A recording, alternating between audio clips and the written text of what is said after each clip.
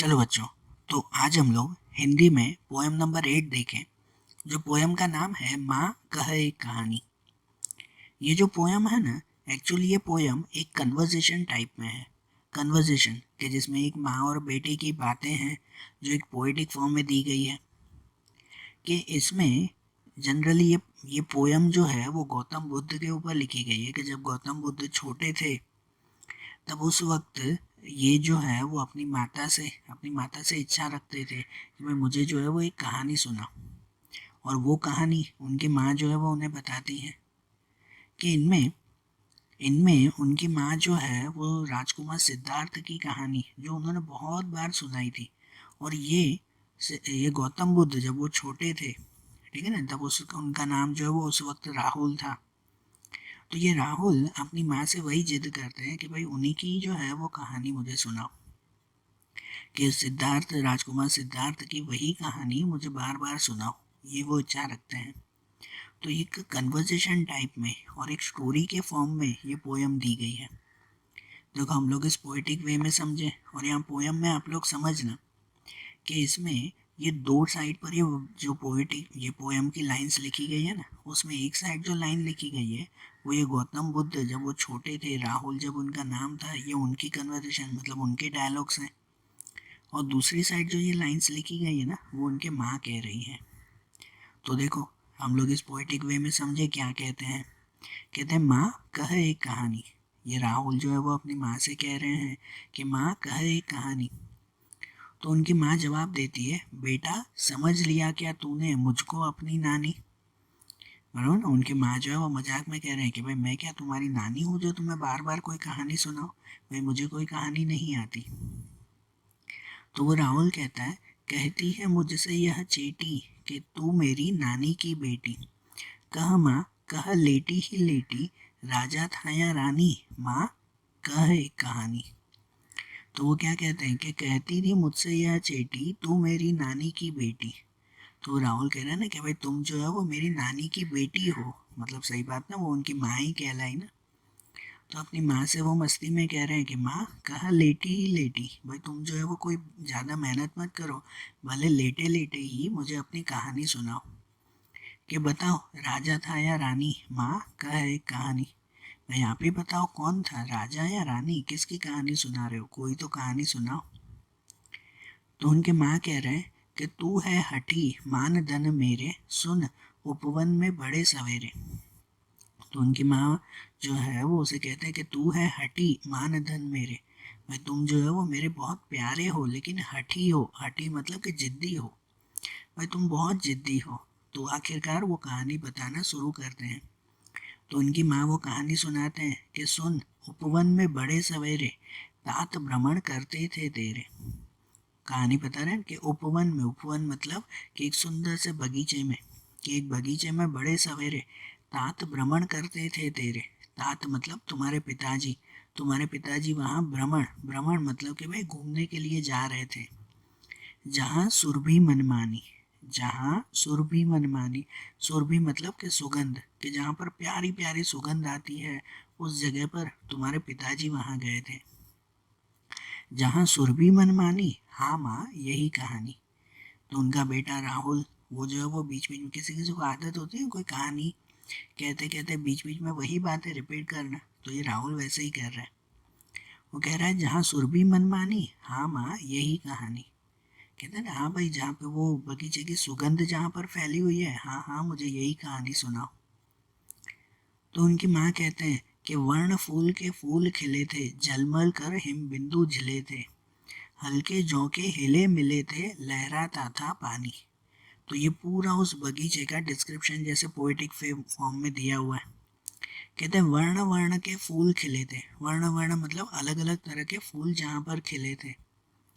झलमल कर हिम बिंदु झिले थे, झलमल कर हिम बिंदु, हिम बिंदु मतलब कि जैसे वो पानी की बूंदे, बर्फ की जो है वो बूंदे, सुबह सुबह वो फॉग होती है ना, धुंध होती है ना, तो हर जगह पर वो धुंध फैली हुई थी, हर फूल के ऊपर हर पत्तों के ऊपर छोटी छोटी पानी की बूंदे पड़ी हुई थी।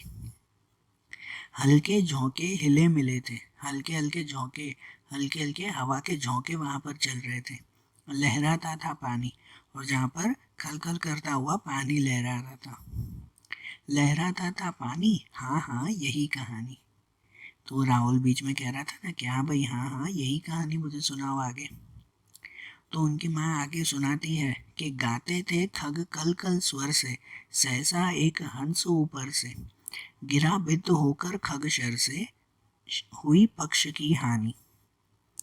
तो उनकी माँ आगे क्या कह रही है कि गाते थे खल कल कल स्वर से, कि जहाँ पर खग, खग मतलब के सब पक्षी, अपने पक्षी कल कल स्वर से, कल कल स्वर मतलब कि अपनी अपनी आवाज में जहाँ पर गा रहे थे, सहसा एक हंस ऊपर से, सहसा मतलब अचानक से, कि अचानक से एक हंस ऊपर से, एक प्यारा सा हंस ऊपर से गिरा, बिद होकर खगशेर से, बिद मतलब के घायल होकर, बिद मतलब घायल होकर, खगशर से, खगशर मतलब, खगशर मतलब कहते हैं कि जो शिकारी का तीर आता है ना, कि उस शिकारी के तीर से घायल होकर वो नीचे आकर गिरा, हुई पक्ष की हानि।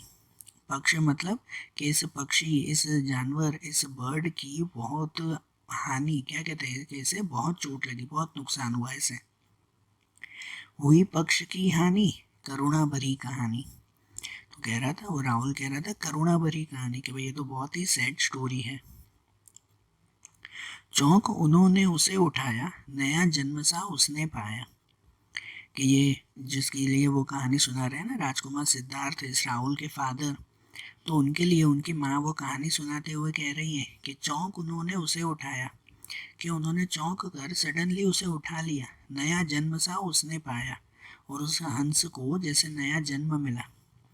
वो राजकुमार सिद्धार्थ ने, ये गौतम बुद्ध के फादर ने उसी वक्त जो है वो उस बर्ड को उठा लिया, उस हंस को उठा लिया और उसका इलाज किया, और जैसे उस हंस को नया जन्म मिला। इतने में आखे टक आया, लक्ष्य सिद्धि का मानी।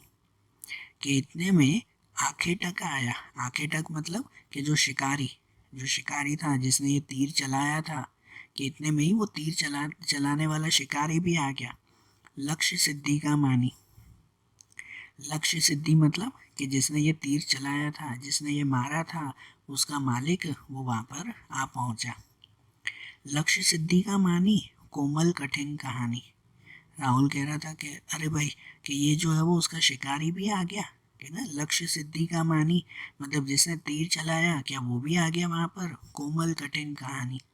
कहते ये तो फिर हार्ड स्टोरी होती जा रही है। तो उनके माँ आगे वो स्टोरी कंटिन्यू करते हैं कि मांगा उसने आहत पक्षी, तेरे तात किंतु थे रक्षी। कि वो जो शिकारी आया ना, उसने उनसे आहत, आहत मतलब कि ये घायल पक्षी मांगा, कि मांगा उसने ये आहत पक्षी, किन तेरे तात किंतु थे रक्षी, लेकिन तुम्हारे तात, लेकिन तुम्हारे पिताजी उनकी रक्षा करने वाले थे। भाई तुम्हारे पिताजी कोई उन्हें वो हंस देने वाले नहीं थे। तब उसने जो था खगबख्शी हट करने की ठानी।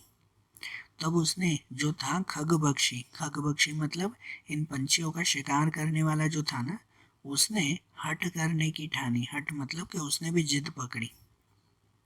यहाँ पर इनके फादर ने भी जिद पकड़ी कि भाई मैं जो है वो इसे नहीं दूंगा, ठीक है ना, मैं इसे हंस नहीं दूंगा, ये घायल हंस का मैंने इलाज किया है, मैंने इसका रक्षा की है, तो मैं इसे नहीं दूंगा। और वो शिकारी भी अपनी हट पर, अपनी जिद पर आया था कि मैं इसे ये लेकर ही रहूंगा। हट करने की ठानी, अब बढ़ चली कहानी। तो राहुल कह रहा था कि हाँ भाई अब कहानी में मजा आ रहा है, कि अब दोनों लड़ेंगे ना, दोनों ने जिद की है कि अब वो पक्षी किसको मिलेगा। हुआ विवाद सदैव निर्दय में, उभय आग्रही थे स्व विषय में, गई बात तब न्यायालय में, सुनी सभी ने जानी। तो क्या कह रहे हैं उनकी माँ आगे स्टोरी कंटिन्यू कहती है कि हुआ विवाद सदैव निर्दय में। एक सदैव, सदैव मतलब एक अच्छे दिल वाला, जो ये गौतम बुद्ध के फादर थे राजकुमार सिद्धार्थ, वो एक अच्छे दिल वाले थे, मतलब कि उन्होंने उस पंछी को बचाया था। और दूसरी तरफ वो निर्दय, निर्दय मतलब वो बुरे दिल वाला है जिसने उस पंछी को मारा था, उस हंस को मारा था। तो हुआ विवाद सदैव निर्दय में, विवाद मतलब कि लड़ाई हुई, आखिरकार इन दोनों के बीच में लड़ाइयाँ हुई। उभय आग्रही थे स्व विषय में, उभय आग्रही मतलब कि भाई वो कहते हैं ना कि भाई अपनी अपनी बात बताने वाले, अपनी अपनी जिद रखने वाले, दोनों ही स्व विषय अपनी अपनी बातों में जिद्दी थे। दोनों ही जो है वो एक दूसरे को मना कर रहे थे। गई बात तब न्यायालय में, सुनी सभी ने जानी। और जब दोनों ही अपनी अब किसी की बात नहीं मान रहे थे तो आखिरकार वो कहाँ गए? न्यायालय, अदालत में गए। आखिरकार इनका ये टॉपिक अदालत तक पहुंचा और फिर सबको इनके बारे में पता चला। सुनी सभी ने जानी, व्यापक हुई कहानी। तो राहुल कह रहा है कि भाई यहाँ भाई सबने ये बातें सुन ली तो व्यापक हुई कहानी, मतलब ये कहानी तो बहुत फेमस हो गई, सबने सुन ली। राहुल तो निर्णय कर इसका, न्याय पक्ष लेता है किसका? कह दे निर्भय जय हो जिसका, सुन लो तेरी बानी। तो अब इनकी माँ जो है वो राहुल से ये पूछ रही है कि राहुल तू निर्णय कर इसका, कि अब भाई तुम ही बताओ न्याय पक्ष लेता है किसका, कि तुम ही बताओ कि अगर अदालत में इसका फैसला लिया जाए तो किसके पक्ष में फैसला लिया जाए? वो पक्षी किसको मिलना चाहिए? जिसने बचाया, तुम्हारे फादर जिसने बचाया उनको, कि उससे शिकारी को जिसने मारा उसको? कि भाई मेहनत तो दोनों ने की है, उसने बचाने में मेहनत की और उसने मारने में मेहनत की है, तो भाई ये पक्षी मिलना किसको चाहिए? बराबर उनके माँ ये राहुल से ही पूछ रहे थे। कह दे निर्भय जय हो जिसका, सुन लो तेरी बानी। कह दे निर्भय, निर्भय मतलब बिना डर हो, बिना डरे तुम कह दो कि भाई आखिरकार किसका जय होना चाहिए, किसकी जीत होनी चाहिए। सुन लो तेरी बानी, कि भाई मैं तुम्हारी बातें भी तो सुनो। तो वो राहुल कहता है माँ मेरी क्या बानी, मैं सुन रहा कहानी। तो राहुल क्या कहता है कि भाई मैं क्या बोलूँ, मैं तो कहानी सुन रहा हूँ, कि मैं थोड़ी कुछ बोलूँगा किसी के बारे में, कि भाई आप ही बताओ। कोई निरपराध को मारे तो क्यों अन्य न उसे उबारे, रक्षक पर भक्षक को वारे, न्याय दया की दानी। क्या आखिरकार कि भाई क्या न्याय लिया गया? तो ये देखो पोएम में क्या कहते हैं कि कोई निरपराध को मारे, कि अगर किसी ने निरपराध, निरपराध मतलब निर्दोष को, जिसने कोई गलती नहीं की है, अगर उसको भी मारा जाए, जैसे उसमें उस पक्षी की क्या गलती, तो कोई निरपराध को मारे तो क्यों अन्य न उसे उबारे। तो अन्य मतलब दूसरा कोई उसे बचाने क्यों नहीं जाएगा? मतलब कोई अगर एक किसी को गलत तरह से मार रहा है तो दूसरा उसे बचाएगा ही ना, क्यों नहीं बचाएगा?